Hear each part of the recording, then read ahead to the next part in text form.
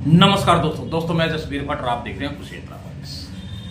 दोस्तों जैसे जैसे नगर परिषद चुनाव के नतीजों की तारीख जो है नजदीक आती जा रही है, वैसे वैसे जो भी प्रत्याशी भले ही पार्टी के सिंबल पे चुनाव लड़ रहा था या आजाद चुनाव की उन्हें तैयारी की चुनाव लड़ा, उनकी धड़कनें जो है लगातार तेज होती जा रही है। उनकी ही नहीं बल्कि उनके समर्थकों की और आम जनता भी अब बेसब्री से 12 मार्च का इंतजार कर रही है। 12 मार्च को नतीजे आने हैं। हालांकि लंबा समय जो है इस बार चुनाव और नतीजों के बीच में रखा गया है। हालांकि पहले तो शाम को ही पार्षद के नतीजे जो है आए जाया करते थे, क्योंकि इन दिनों चेयरमैन का डायरेक्ट चुनाव नहीं होता था। लेकिन अब की बार चेयरमैन जो है डायरेक्ट चुनाव है और पार्षदों के भी इस कारण जो है 12 मार्च को नतीजे तो है उसी दिन घोषित होंगे। अब देखने बड़ी बात यह होगी कि कौन सी पार्टी, यानी भारतीय जनता पार्टी और कांग्रेस समर्थित उम्मीदवार की ये या आजाद उम्मीदवार की ये, वो अपनी कैसी पैठ जो है इस बार वो बना पाते हैं या कितना अपने पार्टी के द्वारा या अपने नेता के द्वारा जो उनको समर्थन मिला था कितना उसको बना पाते हैं। अब बात करें सबसे पहले चेयरमैन को लेकर। देखिए, हालांकि भाजपा सिंबल पे चुनाव लड़ रही थी, वहीं कांग्रेस ने भी चेयरमैन का चुनाव जो है सिंबल पे लड़ने का ऐलान कर दिया और उसके बाद आम आदमी पार्टी ने भी सिंबल पे अपने प्रत्याशी को यहां से उतार दिया। हालांकि वो कहीं पिक्चर में तो दिखाई नहीं दिए। मुकाबला जो है वो दो पार्टियों में चेयरमैन का वो गिना गया, वो कांग्रेस और बीजेपी की तरफ से माफी डांडा को प्रत्याशी बनाया गया, कांग्रेस की तरफ से सुनीता नेहरा। माफी डांडा जो है एक बड़े प्रचार के साथ, बड़े धुरंधरों के साथ, यहां तक कि मुख्यमंत्री और मुख्यमंत्री की वाइफ सुमन सैनी वो भी प्रचार के लिए, और सुभाष सोधा ने पूरी तरह चुनाव को ऐसे लड़ा जैसे मेंबर ऑफ पार्लियामेंट और विधानसभा के चुनाव को लड़ा गया था। और इसके विपरीत अगर कांग्रेस की बात करें, कांग्रेस के हालांकि 3 विधायक यहां पे हैं, शाहबाद में, पेहवा में और कुरुक्षेत्र में, थानेसर में। लेकिन 3 विधायकों में से मात्र एक ही विधायक की उपस्थिति जो है वो अक्सर देखने को मिली है, वो थे अशोक अरोड़ा। बाकी मेवा सिंह को अगर 1-2 प्रोग्राम की छोड़ दे तो वो भी कहीं ज्यादा हमें दिखाई को नहीं दी। इसका कारण ये भी हो सकता है कि थानेसर नगर परिषद का चुनाव था और वो कैंडिडेट जो लाडवे से थे, और इसलिए शायद पेहवा के मनदीप चट्टा भी है ज्यादा वो मैदान में यहाँ पे नहीं उतरे। हाँ, अशोक अरोड़ा ने अवश्य जो है पार्टी के कार्यकर्ताओं की, समर्थकों की बैठक बुला के अपील सुनीता नेहरा को जिताने की जरूर की थी। लेकिन बीजेपी ने इस चुनाव को बड़े जबरदस्त तरीके से लड़ा। हमें अंतर ही नजर नहीं आया कि ये मेंबर ऑफ पार्लियामेंट का चुनाव है या विधानसभा का चुनाव है या एक सिंपल पार्षद और चेयरमैन का चुनाव है। वही तामझाम और वही शोरगुल और वही शोर शराबा, वही प्रचार का तरीका, यानी भारतीय जनता पार्टी कहीं भी कोई कोस कसर जो है अपने चुनाव में वो छोड़ती नहीं है, ये देखने को मिला है। हाँ, कांग्रेस जो है कहीं ना कहीं बीजेपी के इस प्रचार के सामने सिलेंडर करती हुई अवश्य ही दिखी, वो उनके मुकाबले कहीं भी नजर नहीं आई। और इसका असर जो है वो आने वाले नतीजों पे भी अवश्य ही पड़ना लाजमी है, क्योंकि जिस तरीके से बीजेपी ने चुनाव लड़ा तो इसमें कोई दो राय नहीं है कि बीजेपी की माफी डांडा चेयरमैनी का चुनाव जो है भारी बहुमत से जीतने जा रही है। और वहीं सुनीता नेहरा जो अक्सर कांग्रेस की टिकट से चुनाव लड़ रही थी और अक्सर जो है उनके अपने निजी प्रयास तो जो चाहे लगा लो, लेकिन को कांग्रेस के कार्यकर्ताओं का कोई संगठन या कोई बड़ा नेता उनके साथ ज्यादा वो दिखाई नहीं दिया स्वाय अशोक अरोड़ा के। इसलिए सबसे बड़ी बात यह होगी कि इस चुनाव में कांग्रेस अगर अपनी थोड़ा बहुत भी वोट बैंक बचा लेती है तो उसके लिए बड़ी बात होगी, वरना जमानत बचाने की भी नौबत इनको पड़ सकती है। क्योंकि प्रचार को देखते हुए कांग्रेस के वो बीजेपी के सामने कहीं ठहर ही नहीं रही थी। और अगर पार्षदों की बात करें, पार्षद भी हालांकि कांग्रेस ने अपने 32 वार्डों में अपने प्रत्याशी, अपने नुमाइंदे खड़े जरूर किए, लेकिन 2 वार्डों में जो है सहमति बन चुकी, यानी टोनी मदान की वाइफ को निर्विरोध चुन लिया गया और सुधीर चुग को निर्विरोध चुन लिया गया। 30 वार्डों में चुनाव जो है लड़ा गया। अब बहुत से वार्ड ऐसे थे जो कांग्रेस समर्थित उम्मीदवार तो थे आजाद के तौर पे, लेकिन उन्होंने अशोक अरोड़ा का शुरू में तो फोटो लगाया बैनर पे, लेकिन बाद में जो है जैसे जैसे चुनाव नजदीक होता गया उन्होंने वो फोटो जो है अशोक अरोड़ा का बैनर से ही गायब कर दिया। शायद उनको लग रहा होगा कि कांग्रेस का हाथ जो है कहीं उनका नुकसान न करे, और शायद उनके समर्थकों ने ये राय दी होगी कि अगर आप कांग्रेस के सहारे चलते हैं तो फिर बड़ा मुश्किल हो जाएगा, क्योंकि आपकी अपनी छवि ठीक है। इन जिन लोगों की छवि ठीक है उनकी भी बात कर लेते हैं।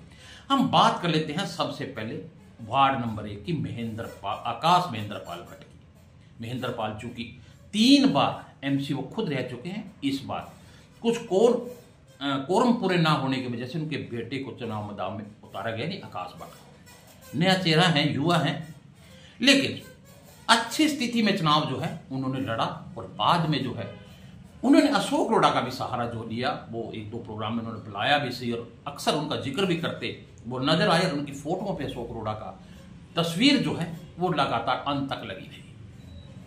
देखने वाली बात तो ये होगी कि इस फोटो को उनको फायदा होगा या नुकसान होगा, ये तो 12 तारीख को पता लगेगा।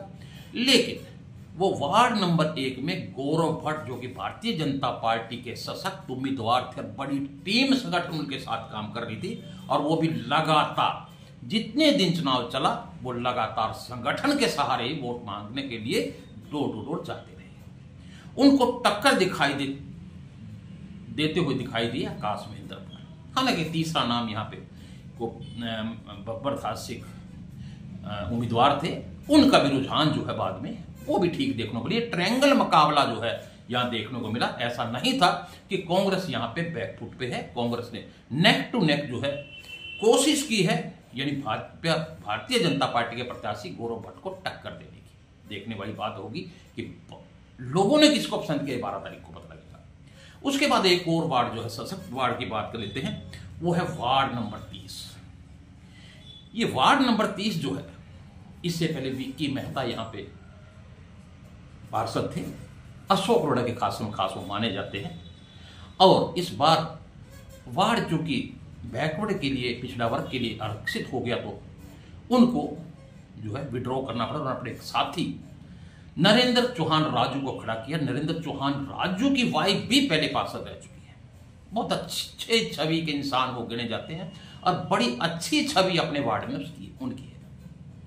और वो भारतीय जनता पार्टी के प्रत्याशी यानी प्रजापत को जो है टक्कर देते हुए दिखाई दी। हालांकि प्रजापत के साथ भी संगठन कई दिन से लगातार काम करता रहा, और एक तीसरे प्रत्याशी वहां मिस्टर धीमान थे, तो उन्होंने भी अपना समर्थन जो है एन मौके पे वो भारतीय जनता पार्टी के प्रत्याशी प्रजापत जी को वो दे दिया। लेकिन नरेंद्र चौहान राजू जो है वो अशोक अरोड़ा के सहारे ओपनिंग पे भी अशोक अरोड़ा आए, और उन्होंने अपील भी की अरोड़ा के नाम पे जो है कि कांग्रेस वोट मांगने की। लेकिन उनकी अपनी छवि जो है, अच्छी छवि के इंसान वो गिने जाते हैं, तो इसलिए प्रजापत के लिए वो अरोड़ा बन सकते हैं, यानी कांग्रेस के लिए खुशखबरी हो सकती है कि आजाद उम्मीदवार उनको समर्थन कर रहे थे। तो इस वार्ड में भी बीजेपी के लिए राह जो इतनी आसान नहीं है, यानी नरेंद्र चौहान के आगे, क्योंकि नरेंद्र चौहान बड़ी जबरदस्त टक्कर फाइट जो है उन्होंने भारतीय जनता पार्टी के प्रत्याशी को दी है। और बात कर लेते हैं वार्ड नंबर 29 की। वार्ड नंबर 29 भी यहां से कई दिन से तैयारी जो है भारतीय जनता पार्टी के उम्मीदवार रामराज कौशिक कर रहे थे, लेकिन उनके लिए बड़ी मुसीबत जो अब उनके आए। मन्नू जैन जो कि 2 बार पार्षद वो पहले रह चुके हैं, वो भी बहुत अच्छी छवि के इंसान जो है वो गिने जाते हैं। वार्ड में उनकी पैठ थी, जब हमने भी कवरेज के लिए हम वहां गए तो वार्ड में से बहुत सारे लोग जो है वो उनके साथ वोट मांगने के लिए चलते थे, यानी वो भी बड़ी मजबूत स्थिति में भारतीय जनता पार्टी के प्रत्याशी के सामने डट के खड़े रहे और वो नजर आए। अब देखने वाली तो बात ये होगी कि 12 तारीख को क्या होता है, लेकिन यहां भी आजाद प्रत्याशी के तौर पे कांग्रेस समर्थित उम्मीदवार मन्नू जैन जो है जबरदस्त टक्कर जो है वो दे रहे हैं। वार्ड नंबर 23 की अगर बात करें तो यहां पे परमवीर सिंह प्रिंस, हालांकि उन्होंने अशोक अरोड़ा का सहारा वो नहीं लिया है, वो आजाद तौर पे लड़ते दिखे और उन्होंने अपनी उसकी ओपनिंग में भी अशोक अरोड़ा को नहीं बुलाया। वो ये मान के चलिए वो एक प्योर आजाद प्रत्याशी की तरह मैदान में रहे और उन्होंने जबरदस्त टक्कर जो गुरप्रीत सैनी है यानी वार्ड नंबर 23 के भारतीय जनता पार्टी के प्रत्याशी, उनको जबरदस्त टक्कर दी है। और यहां तक कि एक बड़ा वोट बैंक फौजी कॉलोनी का पड़ता है, वो अपने समर्थन में दिखा के प्रिंस ने नाक में दम भारतीय जनता पार्टी के प्रत्याशी की रखा और सेक्टर वार्ड नंबर 23 ये अपने आप में एक नेक टू नेक फाइट के अंदर वो रहने वाला है। अब ये तो रिजल्ट में पता लगेगा, लेकिन यहां भी बीजेपी की राह वो इतनी आसान नहीं है। उसके बाद बात कर लेते हैं हम लोग वार्ड नंबर 19 की। वार्ड नंबर 19 क्योंकि बीजेपी का एक गढ़ रहा है, सुभाष सूदा के परिवार का कब्जा रहा है, तो इस बार भी वार्ड नंबर 21 में मुकुंद लाल सूदा जो कि बड़े भाई हैं सुभाष सूदा के, वो चुनाव लड़ रहे हैं। उनके आगे आजाद प्रत्याशी वो कहीं ज्यादा टक्कर देते हुए दिखाई नहीं दिए, तो ये सीट यहां मुकाबला नहीं गिन सकते। ये सीट सीधे तौर पे मुकुंद लाल के खाते में जाती हुई वो दिखाई वो दे रही है, क्योंकि एक बड़ा घराना है, बड़ा परिवार है उनका, वहां पे एक वर्चस्व रहा है, तो इसलिए इस सीट पे ज्यादा फाइट कंपटीशन में नहीं मानते। इसके अलावा बात कर लेते हैं वार्ड नंबर 31 की। यहां भी नेक टू नेक फाइट वो नजर आई, यानी कांग्रेस समर्थित आजाद प्रत्याशी गौरव शर्मा गौरी भारतीय जनता पार्टी के प्रत्याशी कवि बजाज को सीधे टक्कर देते हुए दिखाई दी। हालांकि कवि बजाज का भी एक अच्छा रिकॉर्ड रहा है, क्योंकि उनके पिताजी भी वहां से पार्षद रहे हैं और एक अच्छी छवि के नेता उन्हें माना जाता है, युवा हैं, मधुरभाषी हैं और उनका असर वो देखने को मिला है वार्ड में।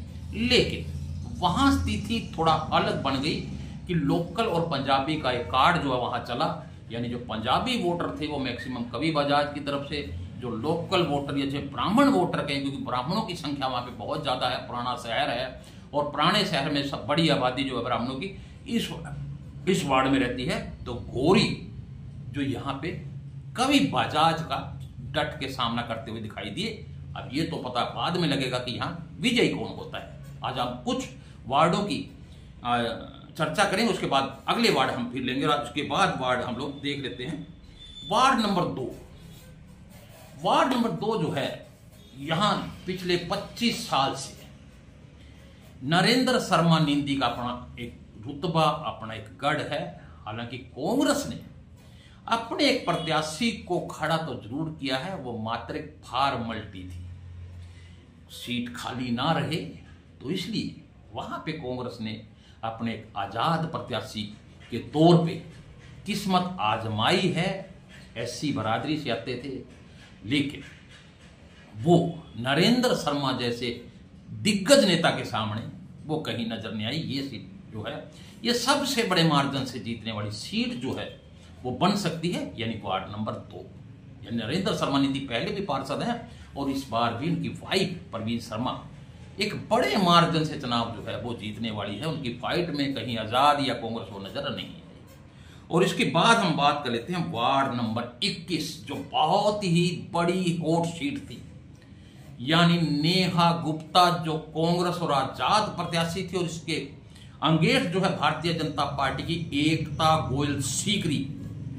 बड़ी जबरदस्त फाइट, यानी 32 के 32 वार्डों में ये वार्ड सबसे वीआईपी वार्ड गिना गया, सबसे हॉट वो वार्ड ये गिना गया। बहुत सारा खर्चा वो यहाँ पे हुआ, यानी इस वार्ड के अंदर दोनों ही पार्टियों, क्योंकि दोनों ही पार्टियां वो अच्छी रसूखदार हैं, अच्छी रईस पार्टियां हैं, पैसे टके में कोई उन दोनों का ही तोड़ नहीं है। वो 19 है तो 21 है, वो 21 है तो 19, कोई मानने को तैयार नहीं है। एक बड़ी हॉट सीट, यानी एकता गोयल सीकरी जो कि भारतीय जनता पार्टी की प्रत्याशी थी, उनकी राह में एक बहुत बड़ा रोड़ा वो बन गई है नेहा गुप्ता। नेहा गुप्ता जो कि आजाद प्रत्याशी हैं और 100 करोड़ का उनको समर्थन प्राप्त है। सबसे बड़ी बात है कि यह 100 करोड़ का ये वार्ड है। ऐसे में इस वार्ड में नेहा गुप्ता और एकता गोयल सीकरी में नेक टू नेक फाइट है। वहां कुछ भी हो सकता है, कुछ भी कहना जल्दबाजी होगा। 20-30-50 की वोट से ही हेर से ही वो विजय जो है वो लग रही है वो होगी। और क्योंकि यहाँ पे अग्रवाल बाणिया बरादरी बहुत ज्यादा है और ये दोनों बाणिया बरादरी के कैंडिडेट है, महिला रिजर्व वार्ड है, तो यहाँ पे फाइट जो है वो देखने वाली होगी। यानी वार्ड नंबर 21 के अंदर एकता गोयल सीकरी भारतीय जनता पार्टी की और नेहा गुप्ता आजाद प्रत्याशी जिनको समर्थन अशोक अरोड़ा का है। आज हमने कुछ वार्डों का जिक्र किया, आगे भी करेंगे क्योंकि वीडियो ज्यादा लंबा हो जाएगा। अगर आपको हमारा ये विश्लेषण अच्छा लगे तो वीडियो को शेयर जरूर कीजिएगा, चैनल को फॉलो जरूर कीजिएगा, कमेंट जरूर करके बताइएगा कि आपको हमारे इस वीडियो में कितनी सच्चाई जो है वो नजर आई। नमस्कार।